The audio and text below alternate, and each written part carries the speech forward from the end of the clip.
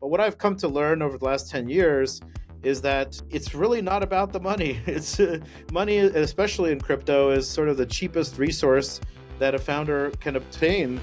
Welcome to the latest edition of the Crypto Playbook. Today, we're going to discuss investing in crypto. I'm Jeff John Roberts, finance editor of Fortune magazine. And I'm Leo Schwartz, a reporter at Fortune.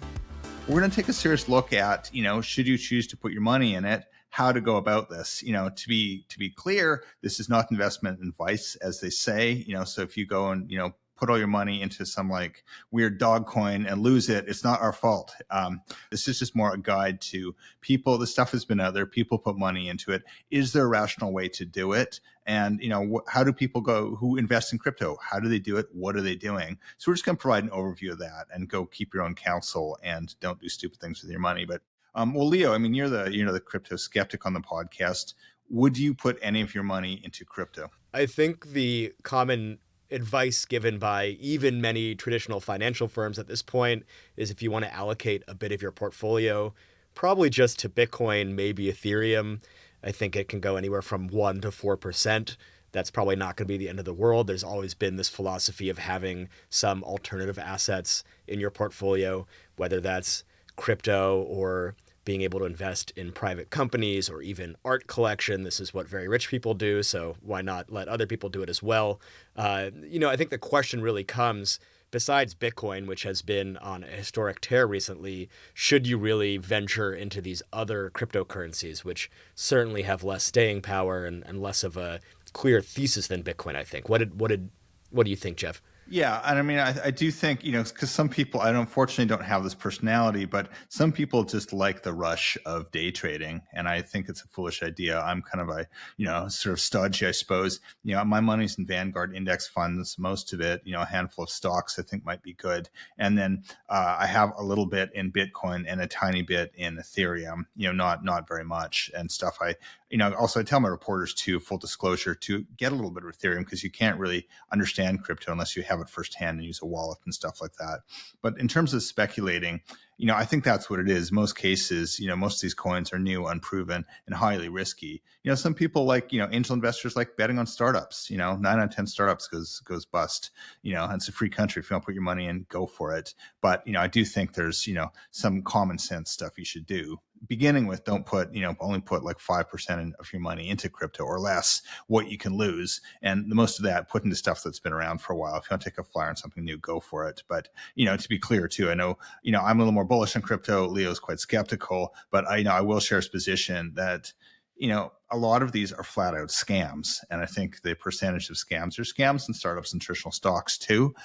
Every day we read the SEC ring someone up for, peddling fraudulent securities in the traditional stock market world. But in crypto, I'd say it's probably even more dangerous. Leo, I'm sure you'd agree. Yeah. And what's interesting now is it used to be that you could invest in Bitcoin or Ethereum or anything else that you wanted. You'd usually have to go to Coinbase or another exchange to do it.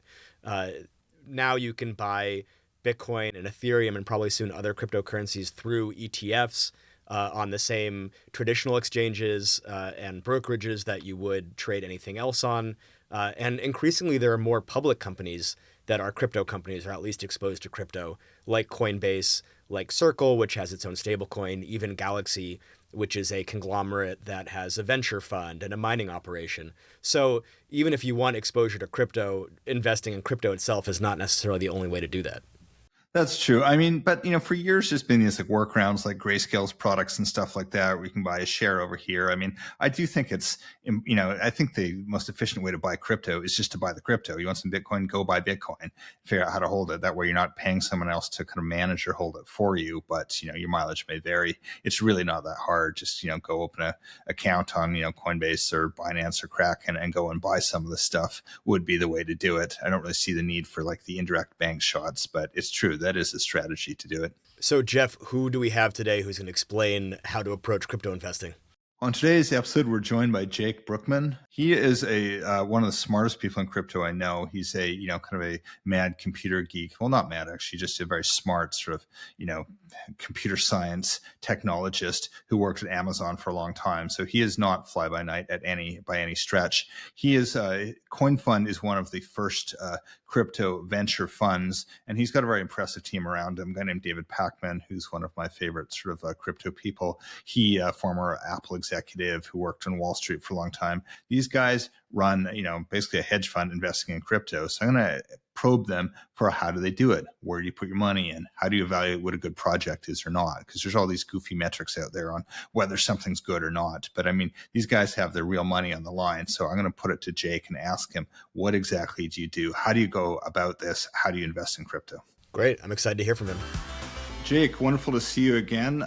Welcome to the Crypto Playbook. Hi, Jeff. Yeah, thanks so much for having me. As evidenced by, I'm glad to have Jake because he's sort of from CoinFund, which he founded, one of the most respectable VC firms. I know your partners. You've got, next US Marine. You've got David Pacman. One of your partners is, former Apple Music guy. And you yourself, you came from Amazon, right? That's right. I worked in pure and traditional finance, and then pure tech as well. So my pure tech stint was at Amazon as a technical product manager. And then earlier on, I was kind of quant researcher and developer and engineer in the hedge fund space. And I want to get into crypto investment shortly, but just tell me a little more about what attracted you to the crypto space. Was it the tech or a chance to make money or both? I was always very, very interested in both technology and finance. Both of my parents worked on Wall Street for many years. I was intrigued by this idea of investing and exploring new asset classes. And, when I saw Bitcoin, I learned about it in 2011. I didn't really, I think, fully get it until 2013, but I thought it was, one of the most interesting, intersections and bringing together of finance and tech. And then when I read Vitalik's white paper for Ethereum in, I would say, early 2015, it really gave me this impression that this was going to be a brand new asset class. Digital assets made a lot of sense in a increasingly digital world, increasingly connected and internet-enabled world. And so I dived in head first. And actually, Jeff, this is our 10-year anniversary at CoinFund. Tell me a little bit about, because, for readers unfamiliar, VCs didn't exist in crypto for a while. And then if they existed, they might be like one partner at a broader firm who was sort of put off in a corner because it was a little bit suspect. But, I think you must be one of the very first crypto VC firms. Now there's lots of them, but how did that come together, or just explain what a crypto VC firm does? Absolutely. Well, my intention in creating CoinFund, other than, the desire to participate in this exciting technology industry, was to create a firm that would be more specialized to investment in this new type of not just technological organization, but also this like a new asset class, right? So when early on, we were seeing blockchains start to come to market. First we saw Bitcoin, then we saw kind of Bitcoin clones, and then eventually Ethereum and smart contract platforms. It became very, very obvious that we couldn't just be investing in the equity of these companies. We had to be investing in the native digital assets of the networks themselves. And early on, most venture capital firms were really not set up to do that, right? Their partnership agreements didn't really provision for any other kind of asset class or investments into digital assets or liquid assets.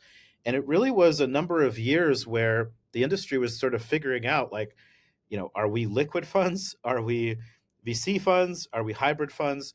And I think where we have come out is, at CoinFund anyway, is that we have a few programs. We have an early stage seed program where we're really investing in early stage teams that are kind of equity based, but often are also creating a token component in their products or a decentralized network that has native assets. And so we tend to invest in both of those assets when we make an investment.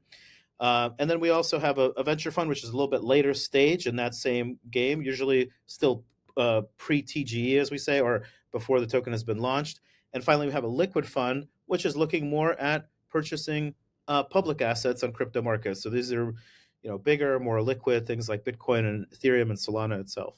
Yeah, I think that's important to understand. I think it's obvious to, people deep in the crypto world, but it's not like traditional startup Silicon Valley where you buy something and you get part of the equity and you hope the thing goes public or gets an exit. In crypto, typically the VCs take tokens, but in the early days, in the kind of, wild ICO days, you simply could get a bunch of tokens right up front, right, and then dump them. But now there's typically guardrails and lockups. Can you sort of explain that concept and how it works for your purposes as an investor? Yeah, I think over the years, and it's been about a decade or so, some best practices have been developed, and I would say like the middle 90% of the deals that we do sort of look like an equity component, which may or may not involve board and governance rights of the company. We find that very helpful, and especially in a post FTX, post 2022 world.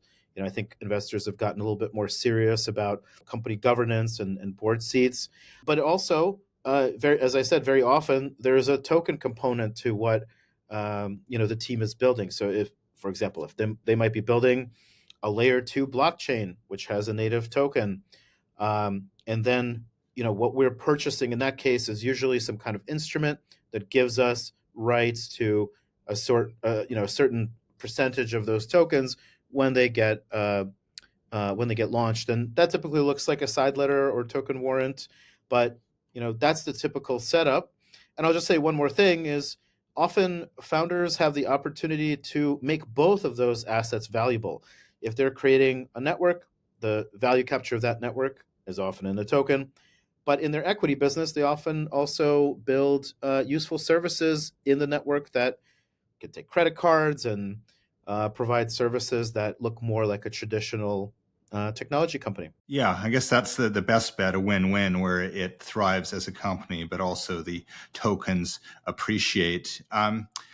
Just take me back to the beginning, though. What was CoinFund's very first investments? I'm going to assume Bitcoin, but if you started 2015. 2015, right? So there would have not been many games in town. I mean, Ethereum had just launched. So what were your first sort of 4 or 5 investments? Absolutely. So the very first fund that we had really took this position that it was more or less a token only fund. Our very early thesis was, and it turned out to be not quite not quite there, but was that like this new type of asset would sort of take over the world, and that's the only value capture mechanism that you would need to make an investment. Now, as we see, as I just mentioned, we actually have found a use for equity in terms of governance and stuff, and so it has evolved in a slightly different way. But that very first fund was looking at some of the very first blockchains. I remember when we were writing some of our first investment memos, there wasn't even a concept of a smart contract, really. That was a theory, but there wasn't a network in market that was doing it. So when we talked about these assets, we really talked about cryptocurrencies. Obviously, Bitcoin was a big component of that. There were also other cryptocurrencies in the market that started to try to do useful things. There was something like Namecoin, which was registering basically like domains. There was Litecoin, which was a Bitcoin with a slightly different purpose. But then very quickly, smart contract platforms came to market. In fact, CoinFund predates Ethereum mainnet by just 29 days. Ethereum launched on July 30th, 2015. And once that happened, the barrier to entry for a team to create a new token went from, oh, I have to fork the Bitcoin blockchain, to I can create a new token with 8 lines of code. So it became a lot cheaper to launch tokens, and the addressable market of tokens really, really grew. The number of tokens proliferated. I remember we participated in the first ICO on Ethereum, and that was a prediction market called Augur. It was a fully decentralized prediction market. Is Augur still around? Augur's still around, but not really. I don't think it has achieved much traction today. But the concept of prediction markets, I think, is very successful. We're seeing Polymarket predict U.S. elections, as well as Kalshi more recently making moves in that space. Yeah, fascinating companies. I think Polymarket's raised $200 million from Peter Thiel and friends. So that's certainly a category. And you're right, Augur was an early proof of concept on the blockchain, and Polymarket relies on a blockchain too. Real quick, Jake, a couple early winners and losers for your fund from that era? Well, look, we were certainly very, very early to the very lowest layers of blockchain technology. And in those days, those were the fundamental cryptocurrencies themselves and the early smart contract platforms. I would say Ethereum was absolutely a an integral part there. I remember CoinFund was purchasing Ethereum for 60 cents on Kraken back in 20 late 2015, early 2016. But we also were very, very interested in kind of developing uh, blockchain technology, making it faster, making it cheaper. And so we have a number of kind of alternative smart contract platforms from that era as well. We looked at, we were kind of ICO investors in uh, ICP, which was then known as Definity. We were near investors. We, had a couple of other blockchains that were smaller and didn't quite achieve the same market capitalization. We're early investors in Tezos, which was trying to put a thesis that governance was really important to these early networks. And all of those investments, by virtue of being early, were very, very, very successful. I think later on, the game became much more diversified. We started to see blockchain technology being applied to finance at the end of 2019. We started to see blockchain technology being applied to, digital collectibles and trading in the form of NFTs in 2020 and 2021. And really, there's been a proliferation of use cases since then. But those early days were really about the fundamental blockchain technology. Yeah, and I think, listeners should probably realize already, but a lot of this is like how Silicon Valley operates in terms of there's a category and there's an idea, and people try new technologies, and 9 out of 10 of them fail. And I think that's the case with blockchain projects as well, with the difference that, blockchain, as I've remarked before, projects never die. I sort of think the ecosystem would be healthier if they did, but there's always sort of a cohort on social media who will pump it up one more time, and it just never really goes away, which I don't think is the best outcome, but that's just how it goes. But one reason I want to have you on the show, Jake, is just sort of for our retail investors out there.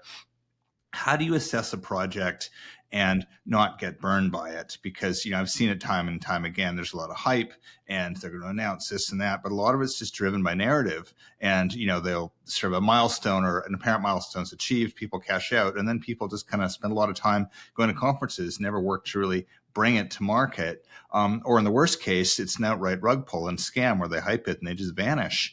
So what do you look at? I mean, I've heard of total value locked in the blockchain. The one I like is how many active developers does it have? But, for people out there just kind of dipping their toes in this, what would you tell them to look at? And what are some red flags to stay away from? Look, I think if you're just, a new participant just entering the space, it is absolutely much safer to stick with the big names. You're not going to go wrong if you are investing in Bitcoin, investing in Ethereum. These are, projects that have been around for over 10 years at this point. They have very well established communities, ecosystems. Of course, there's questions around how they're going to do, will they succeed in the future, etc. But these are very well established communities of founders, investors, developers, and so forth.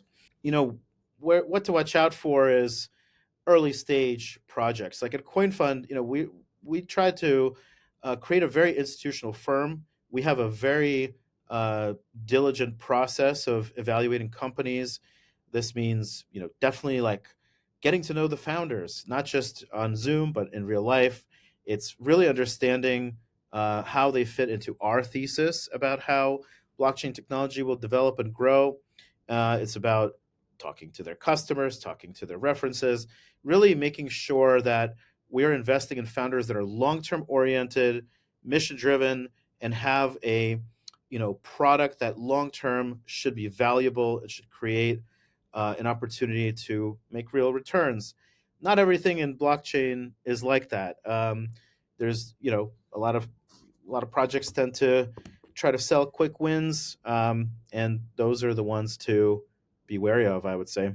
Yeah, and other sort of red flags, like is there sort of data you can look for?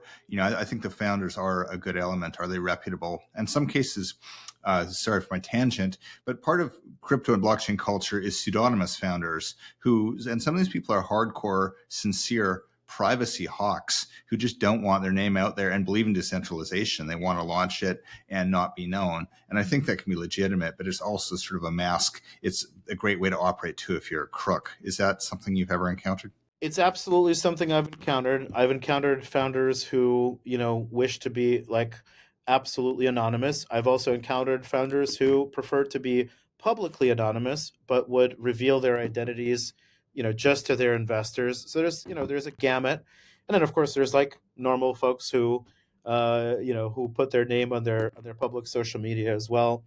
I will say that, from our perspective, we've never like had to invest in something that had a purely anonymous founder. We never found a project where, it was so important to invest in it that we should have taken that risk on founder anonymity. And so we just haven't done that. And I think that's good advice for retail investors out there too. If you can't identify who's running the project, you should probably stay away. I'm going to ask you one tough one here, Jake, which is there was some pretty salty back and forth a couple of years ago between Jack Dorsey, the founder of Twitter, who's a Bitcoin guy, and I believe Mark Andreessen. Dorsey's argument was the VCs, venture capital firms, get early access, grab a big pool of them, and then dump it on the market for retail investors to come and they're the ones who kind of get hosed. But I suppose it's the same way with public companies too. Employees get a bunch of shares, they cash out after the IPO. But do you think that's a fair criticism? And for retail investors out there, how would you sort of assess that? You can sort of look at lockup periods, or is that something we still have to be aware of out there? Look, Jeff, I mean, I wasn't born a VC, and I certainly didn't study VC in school. I studied technology. And I think I've also had as a earlier in my career as a tech founder, I had some healthy skepticism about VCs.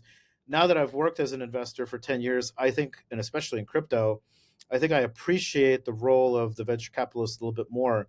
A lot of people have, for example, in crypto, made the argument that, like, well, because we have this type of public capital formation, like an ICO, like a crowdfunding, oh, we don't need investors anymore. But what I've come to learn over the last 10 years is that it's really not about the money. It's money, especially in crypto, is sort of the cheapest resource that a founder can obtain. But what they really need is to build an organization, a company, to have company building support, to have advice, to have people to rely on in difficult times or emergencies.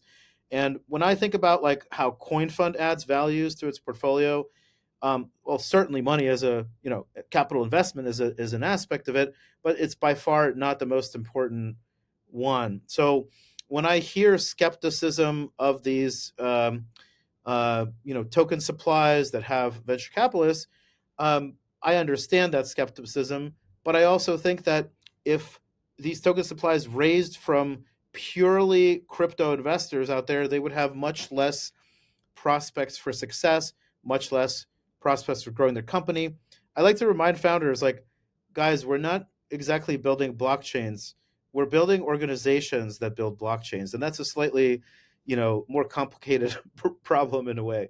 So I also understand the other side of that. I think there have been, times in the markets where markets have been exuberant early on. Founders and investors just take like very, very short vesting schedules. I remember like in the ICO era of 2017, sometimes founders would just take a year, and when that year would elapse, they would kind of leave the project. And I don't think that forms a good set of incentives either.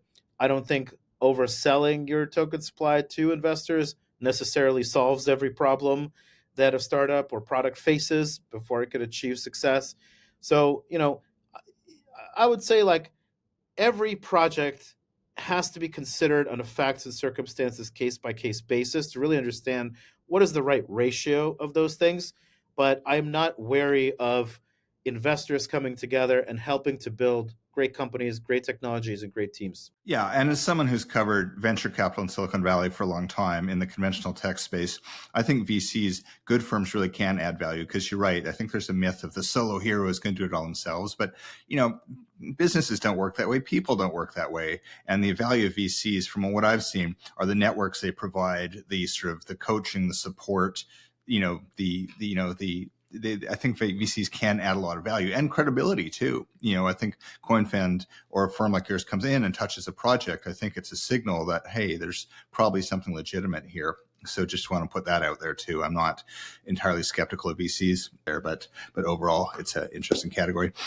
Jake, I just want to say thank you, as taking your time to share your expertise and, to you and your firm for being really credible, reputable actors in the space, I think, who have helped mainstream the industry and set a path for others to follow. So thanks for your time, Jake. Our pleasure, Jeff, and thank you so much for the invite to the show. Leo, after that chat with Jake, did that change your mind? Are you now more willing to invest in crypto than you were before? I'm putting all my money in a Fartcoin. There you go. I knew you'd come around. No, I thought it was insightful. I do think I like the idea you can have sort of a methodology, and there are some sort of concrete ways to figure out what you're doing. But again, I think in the same way, most people aren't professional investors. If you put money into stocks, there are people who go out there and study these companies deeply and put their money there. But I think with crypto, realistically, if you're planning to go pro as a crypto investor, I think listening to Jake would be a great thing to do. But I think for some of our, more casual people, I think some of the names he dropped were pretty helpful. What would you do, Leo? Seriously, if you had to put half your money in crypto, where would you put it? Well, it's always a complaint that I think traditional financial people have of crypto, where there's a ton of transparency into what projects are and what they're supposed to do and who owns what, but there's not the same sort of metrics that you could look at with traditional companies, the different earnings metrics or cash flow or benchmarks like that. So it's hard to sort of analyze projects the way you would a public company if you're investing in it. I think you have to look at it based on the types of projects that are being built on top of it, sort of what the pitch is by the founders behind it. And again, I think if you're actually looking at utility, you have to look at the blockchains where interesting activity is happening. So ones like Ethereum or Solana, which is increasingly being embraced by Wall Street. But at the end of the day, I still feel like Bitcoin has always the most convincing pitch and has for its history, which really started in 2008. And of course, the market likes it because of that. What do you think, Jeff? Well, my goodness, Leo, you sound like a Bitcoin maxi. This is a new development. No, I think you're right. Bitcoin, of course, is the granddaddy of them all. However, the price is baked in. So as you do with stocks, if you're looking for upside, you want something that's got potential to grow.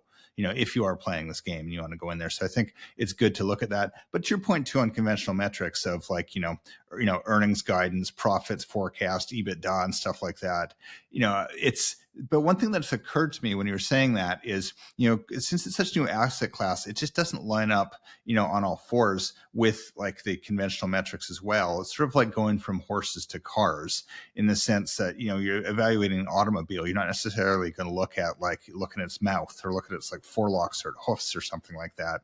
It's a crude analogy, but I'm just saying when you're evaluating projects within a new category of investment, you're not going to look at it the same way as you would a previous one.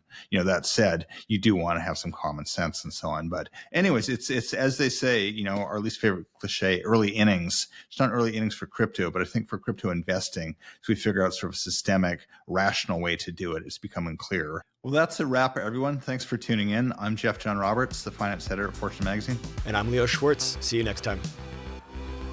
This was the Crypto Playbook, a podcast by Fortune Magazine. This episode was produced by Jalon Ursoy and edited by Ellen Estev.